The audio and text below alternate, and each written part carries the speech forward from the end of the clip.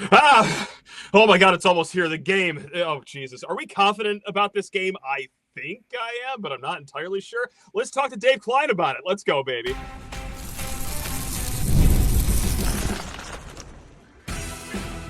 You are Locked On Spartans, your daily podcast on the Michigan State Spartans, part of the Locked On Podcast Network, your team every day. Spartan friends, Spartan family, Locked On Spartans listeners, thank you all so much for tuning in to Locked On Spartans, your team in green and white 5 days a week. Please rate, review, subscribe, comment below. Give us your confidence level for this game on Friday night, because with near dear friend Dave Klein, he is the Pope of Michigan State basketball. That is exactly where we are going to start this conversation. And DK, right now, I would categorize myself as cautiously optimistic. Now, let me knock on wood right now. However, cautiously, that's not really a fun word. That means that someone's scared, they're weak, which I am both right now. But it's also the highest that I can get at this point in March Madness. From here on out, especially in this year's tournament, there are no more easy games left on the schedule. Here's why I'm cautiously optimistic, despite the fact Ole Miss is a fine team. Just like Michigan State, they are defensively driven. They are very deep. They got, 6 different guys that score 10-plus points? But still, I like Michigan State's three-point defense. I like what they could do on the boards compared to Ole Miss's shortcomings on the boards. And I just like Tom Izzo. How about that? So right now, I'm at a spot where I think if these teams played 10 times on Friday, Michigan State wins 7 of those times. Again, it's not like a big spread. It's 3 points right now. Bart Torvik says you're only going to win this game 73-70, but I am, knock on wood, cautiously optimistic. DK, what boat are you in? Are you going to crash my dreams, or are you going to gas me up over here, baby? Let's go. No, I think that you have the right pulse on it, right? Like, you can never 100% come into a game like this feeling ultra confident, but I think you kind of look across the rest of the teams remaining in this, and outside of the 3 teams that you've already beaten in conference play, like, which team would you rather play that's out there right now? By the KenPom metrics, BYU would be the only other answer, and they were just red hot. That's scary. No, I'm good. Yeah, so I think that if you look at this, Michigan State kind of earned the right to be able to be in this position with the 2 seed that they got. They caught a bit of a break. I think Ole Miss just completely dominated Iowa State. Iowa State that we had saw at the beginning of the season that looked like they could make a real run was almost unrecognizable in that game. Yeah. And kind of towards the end of the stretch, they lost Gilbert for the season. And, when I watched that game, I was just like, how is this team so good? There's way too many respectfully white dudes on the floor right now for this Iowa State team. How is this defense so good? And I think when you watch that game, I actually went back and I watched the game at home against Tennessee too, because I wanted to see what they looked like against a little bit more physical matchup. Sure. This is a really good team. Chris Beard is a slimy dirtbag, but that guy can straight up coach. Let's just put it out there. Take the extracurriculars aside. This guy can flat out coach. We know that from very much experience.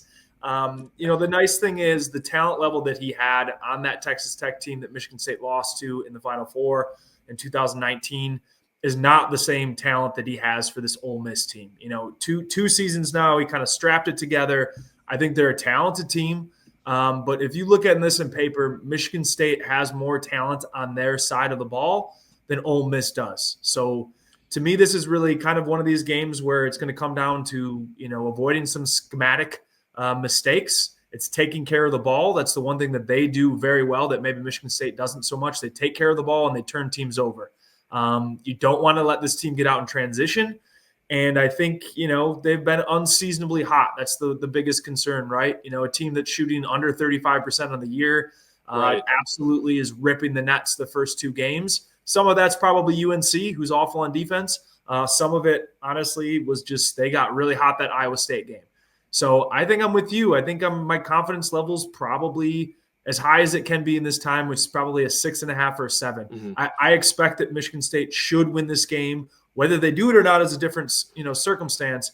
But I think that if you look at the matchups across the way, I'm not sure, like I said, outside of the Big Ten teams that you've already seen and played, who are all playing a little bit different than maybe you saw them in the season, I don't think that you could ask for probably a better matchup at this point in the season for them. I'm glad you brought up the shooting because we talked about it on yesterday's show, is that they are white hot in their 2 tournament games. They are 19 of 39 from behind the arc right now. And just like you said, like they are a fine 3-point shooting team. They're about 34%, but it's not necessarily elite. So what better way to cool that off and get back to regulation numbers than facing, well, Michigan State, who's a top 5 3-point defense. That's also where confidence creeps in, and my God, I hope this just doesn't come back to bite us. But look, let's talk individual matchup. Let's talk who has to have a big game, and we're probably going to talk about this eventually, whether this guy should be in the starting lineup. But right now, Coen Carr probably won't be, and the reason we're going to highlight him is because I do get spooked about Jaemyn Brakefield, okay? Like, that's a guy that plays the 4. He could take guys off the bounce. He was unstoppable against Iowa State, 6 of 8 from the field, 19 points, to follow up a 12-point performance against North Carolina. He's a strong player. Athletically, I think Coen Carr is going to be the best shot right there to play defense on him. Amzil on New Mexico just gave this team a little bit of fits, especially in the first half. This guy's going to be a few notches above what a Matthew Amzil can do to you. So that's where I get a little spooked right there. Coen Carr's going to have a big game, obviously, for what he could do offensive rebounding with his dunks, but also just athletically on defense and just limit what Brakefield can do. That's where I'm going to go with guy who has to step up the most here. Is there anyone that you think can jump over Coen Carr as far as importance? Yeah, I think that's outside of Jase Richardson not having kind of the slow start that he had against Bryant. Obviously, a nice second half rebound, but that was, obviously the most uncharacteristic that we've seen Jase Richardson almost the whole season. There was way too much passivity. I think the moment to a certain degree got to him, the gravity of the situation. He is a freshman for everything that he's become for this team. This is the first time he's playing in this type of environment with this type of pressure. And I think that what you got from obviously Jaden Akins and Trey Holloman in that game, kind of your 2 vets being able to lead you over the hump, I think is a very important thing. But you can't have Jase come into this game and give you, basically 5 points the last 3 minutes of this game and expect to win it. He needs to be at his best. And I think that he is going to rebound back. I think he's going to regain his confidence. And he kind of did a little bit at the end of that, right? He drew the foul. It was a clear foul. I know. I'm sure the New Mexico fans weren't happy, but it was a clear over the wrist. The replay showed it. Goes to lane, drains 3, and then Fiddler takes just an awful fadeaway, terrible shot, and Jase is there to kind of pick it up to finish the game out with an and 1. And Fiddler was great that game. Don't get me wrong, but that shot was like, oh my God, okay, Fiddler, you sipped the Kool-Aid a little too hard. I saw you, dive into the rim, had a couple and 1 buckets. I appreciate you, but never take that shot in a big moment again, please, buddy. It's not your game.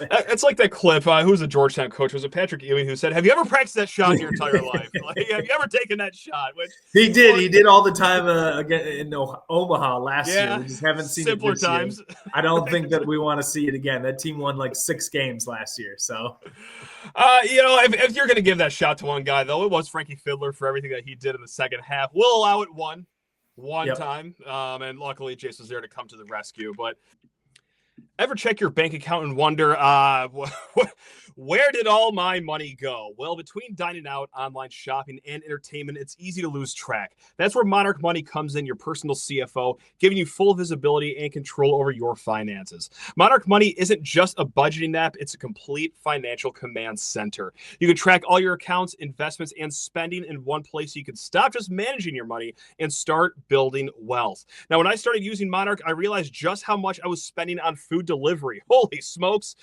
Golly gee willikers, does that add up? Now I budget smarter and save more. And guys, it is easy to collaborate. Managing money with your partner is smoother than ever. You can track shared and personal accounts, set goals, and stay on the same page without all that stress. Take control of your finances with Monarch Money. Use code LOCKEDONCollege at monarchmoney.com for 50% off your first year. That's monarchmoney.com, code LOCKEDONCollege for half off your first year at monarchmoney.com. Look, there's no shortage of people that have to step up in this game, right?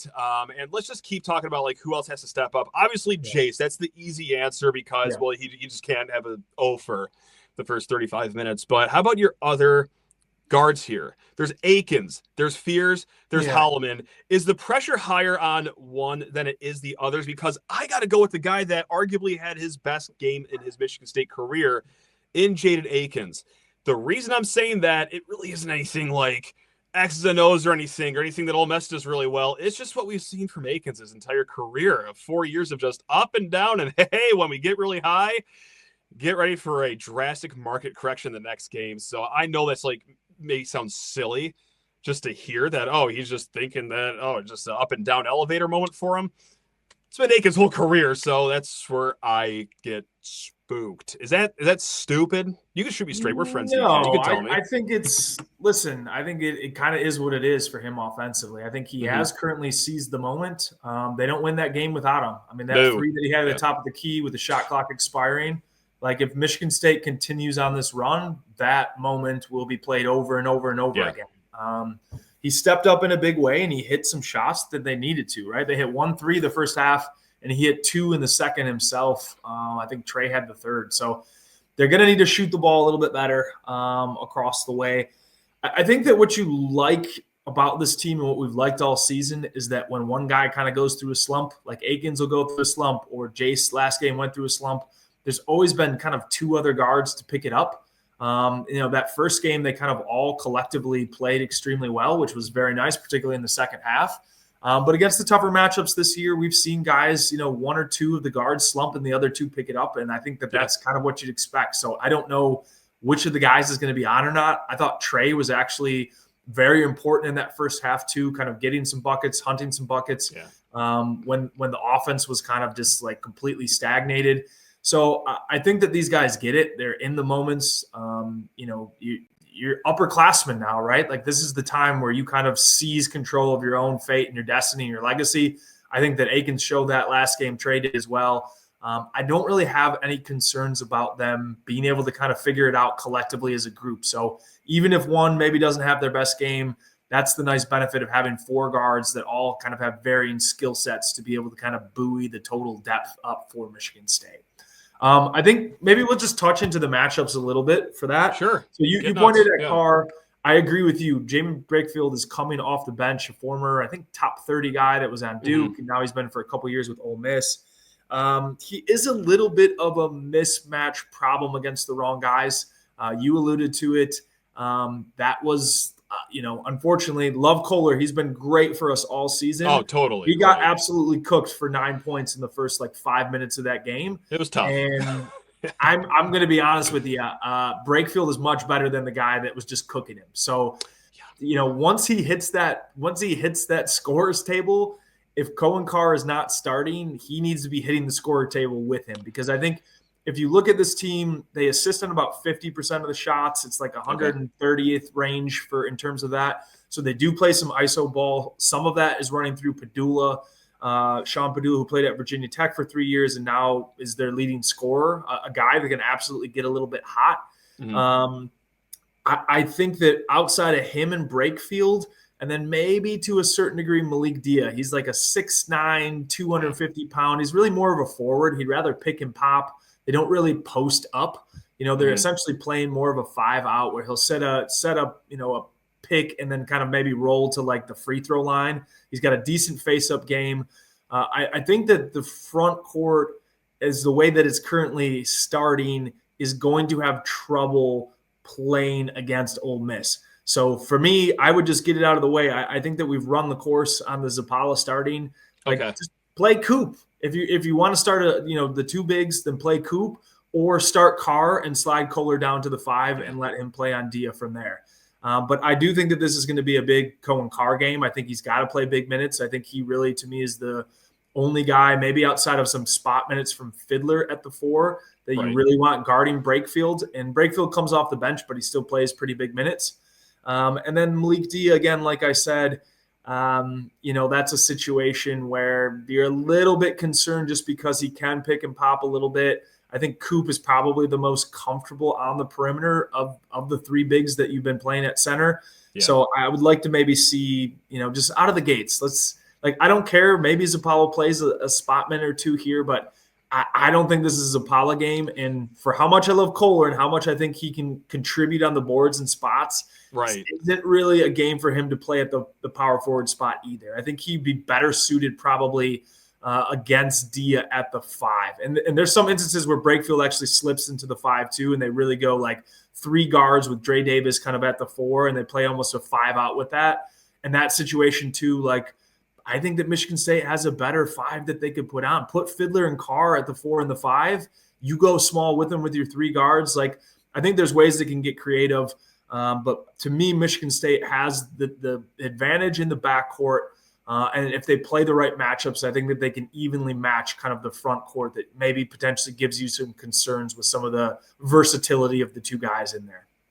And it might sound silly, too, like if you're not a Michigan State fan and you're just tuning into the show for the first time that, well, why are they worried about the starting lineup if the guy subs out a minute or 2 anyway? But Michigan State fans know damn well that they've gotten off some slow starts here in the last few games. Both games in the tournament.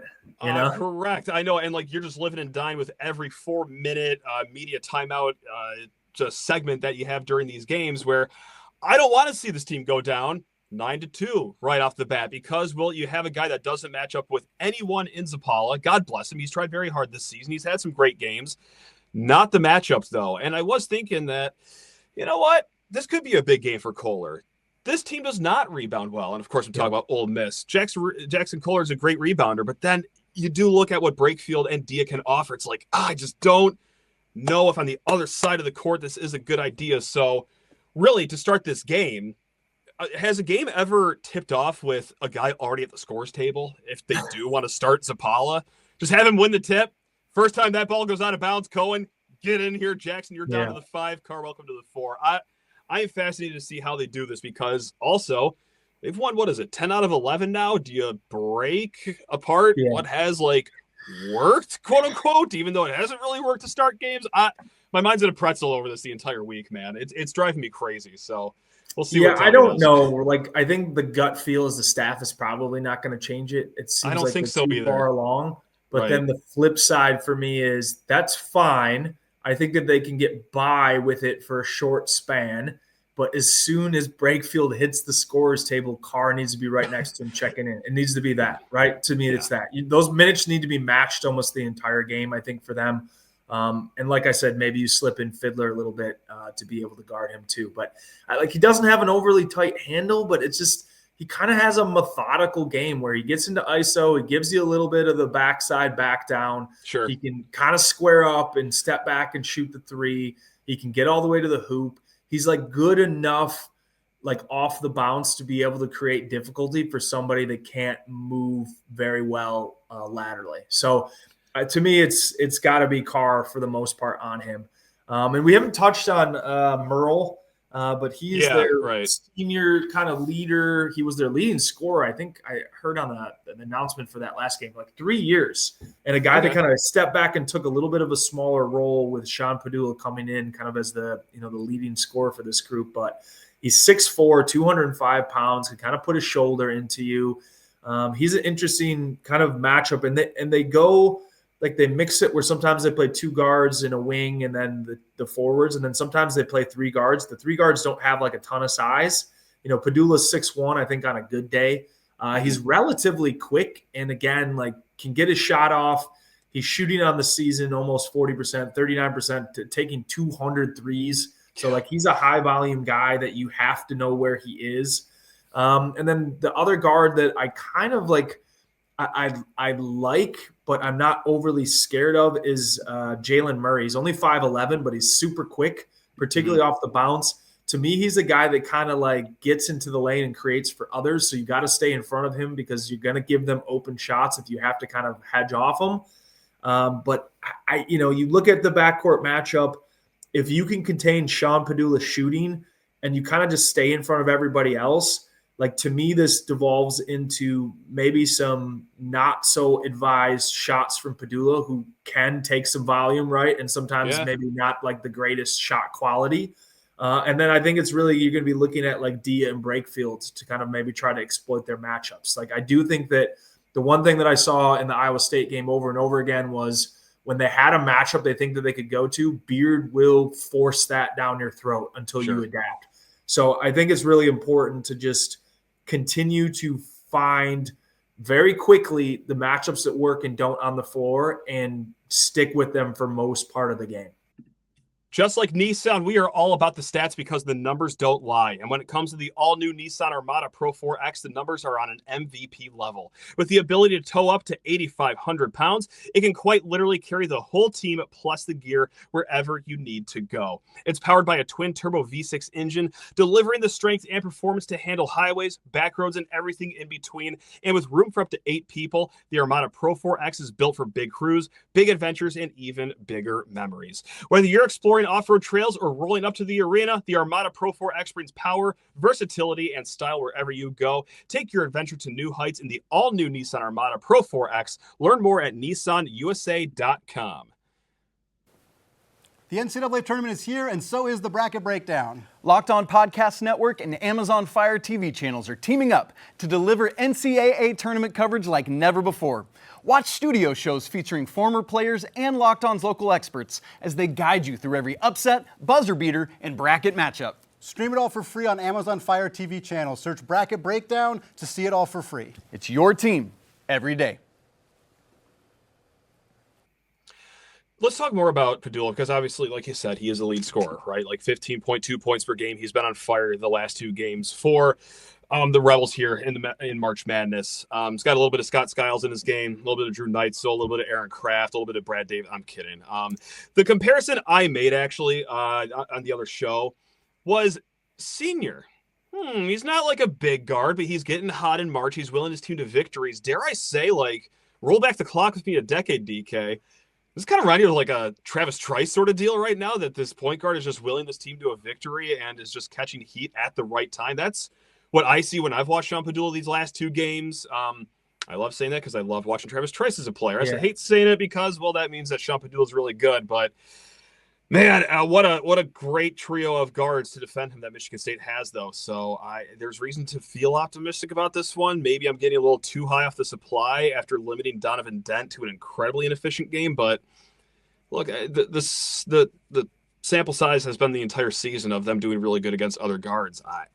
I'm not going to say that he's going to suck and they're going to hold him to 3 of 15 shooting, but they got to mitigate what he could do, and they have the horses to do it. I don't feel like I'm crazy saying that, right? No, I don't think so. And they're going to give him a bunch of different looks, just like they did Dent, right? Like, yeah, that was great. 4 guards on him. They're going to rotate a bunch of stuff. He's going to see length. He's going to see a little bit more physicality. He's going to see, a little bit more size and quickness. So I think that they're going to continue to rotate those guys on him and figure them out. And so, yeah, I mean, I hear what you're saying there. Kind of he's kind of more of a scoring guard that occasionally passes, right? And that's kind of what he does. So, I think that if you can contain him and you make Brakefield inefficient and take a volume, like, both those guys are probably going to get up their shots. That's kind of how I feel about it.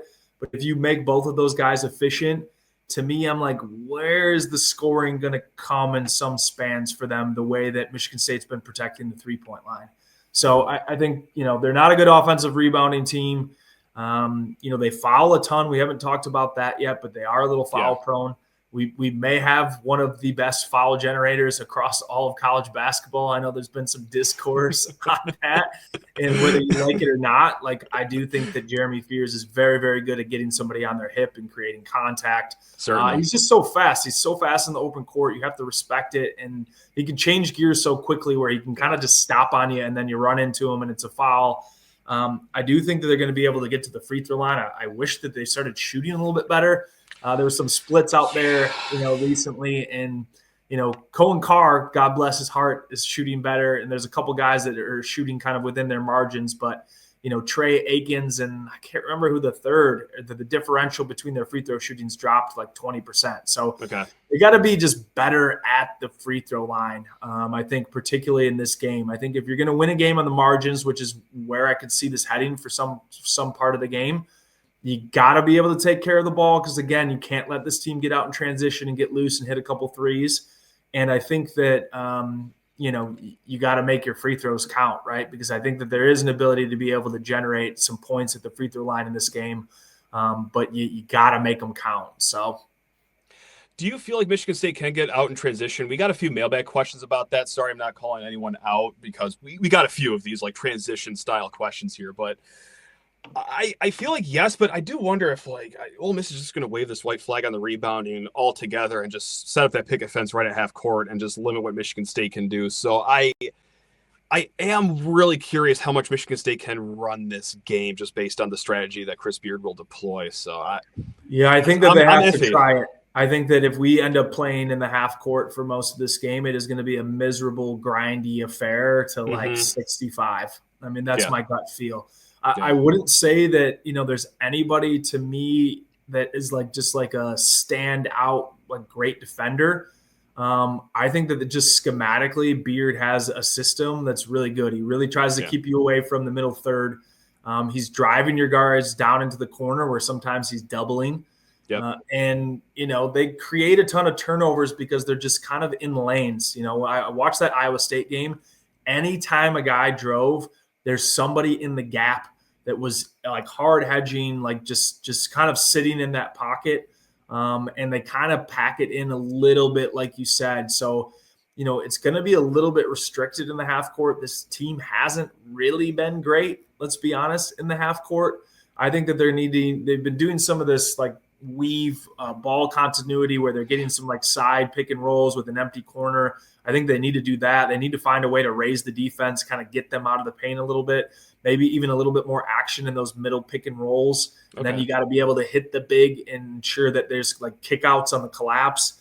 I think that there's ways to attack it, but I really think that if Michigan State is going to be able to put some points on the board that are not just belabored throughout the course of this game, they're going to have to run a little bit. And I agree with you. Maybe Beard just sends guys back. Michigan State has shown the propensity to be able to run on teams, even on makes or free throws or whatever.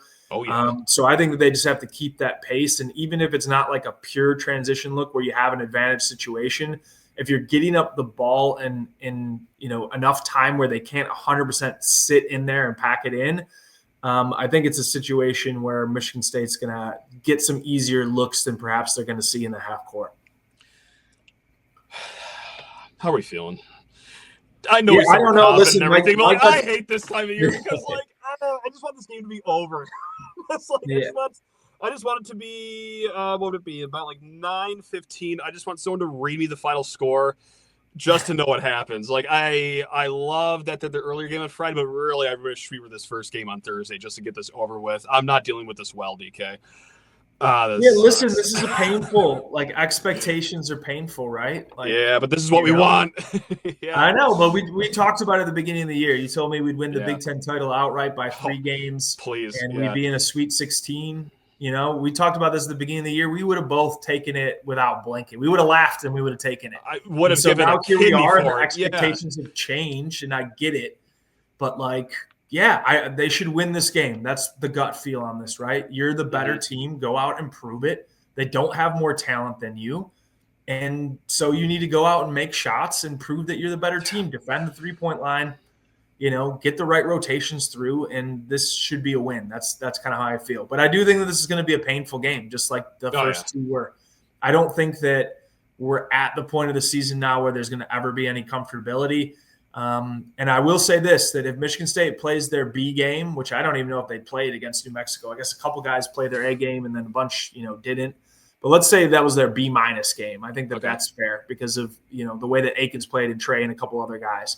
So if that's your B- game, if you play your B- game against Ole Miss, you're going to get packed up and go home. I promise you that. So this isn't a game that you have to give your A+ game, but I think you need to be in the A's, right? You need to be pretty crisp to ensure that you're winning the margins on this game. You can beat them up on the glass a little bit. You can get to the free throw line, and you can defend the 3-point line. So if you do those 3 things that kind of fit into where you want to go for the rest of the season, then Michigan State should win this game. But is it going to be easy? No, because Chris Beard is a hell of a coach.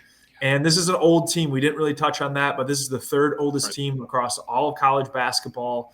And they just have guys that I don't think are going to be intimidated. This isn't a game where Michigan State's going to come in and, I think intimidate this team.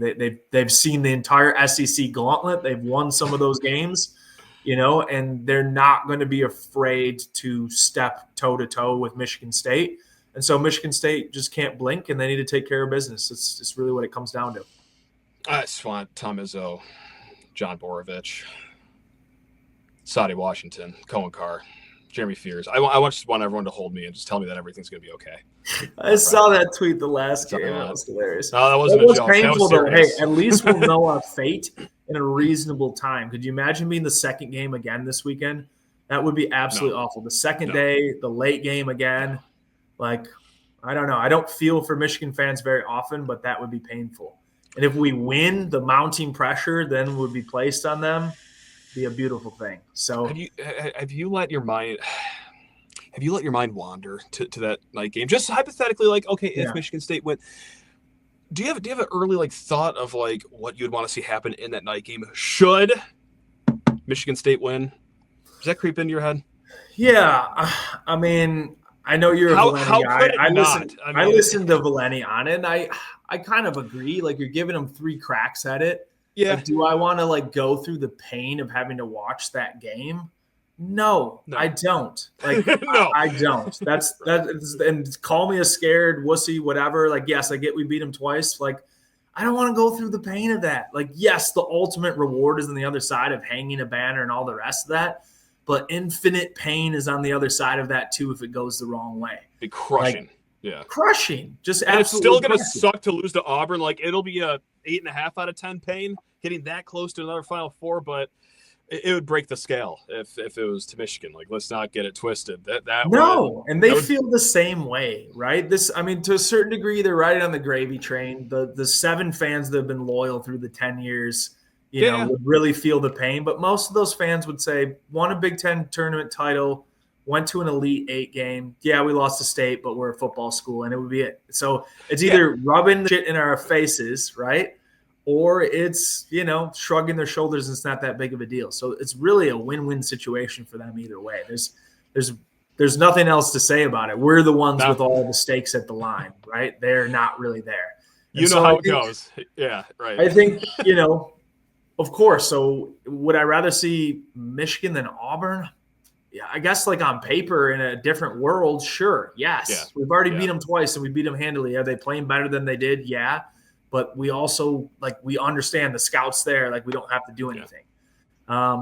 So, yeah, I think ultimately I want them to lose every game. So, yes, I want them to lose this game. Right. I know. It's a win-win or a lose-lose, depending if you're a glass half full or empty person. But first things first, got to get through Ole Miss. And like we talked about the previous 28 minutes, that's not going to be easy, despite, you know, cautious optimism, of course. Cautious optimism. And that's all I can ask for this time of year, right? You know, just a dream. A dream and a hope and a prayer. That's all we need. DK, thanks for taking us to MSU Basketball Church yet again, my man. Anything you want to throw out there before we let you go and try to enjoy the rest of your week before this game? No, man. Thanks for having me on as always. And Thank you. This is it's been such a magical ride. Let's continue on. It's time to win the weekend again and hang another banner and see where we go. Right? Like, I think the one thing that I will say, you know, as much as we've like created all this anxiety as fans and like it has been a very like anxiety ridden weekend, just the way that the games went, like the program and the coaching staff and the players continue to exude the confidence that they've shown all season about who they are and what they are. And I think that at least there's some solace to take in the fact that like this team gets it. They're different. Like they've bonded together and Izzo we trust, right? Amen. That's what I'm talking about, DK. Guys, we will be back tomorrow. We're going to get more into Ole Miss with Locked On Ole Miss, and then the one after that, oh, God, it's going to be the post-game show, whatever happens on Friday. But, hey, guys, until then, take care of yourselves. Love you all, especially you, DK. Go Green. Love you, too. Go White. God, this game has to just stop.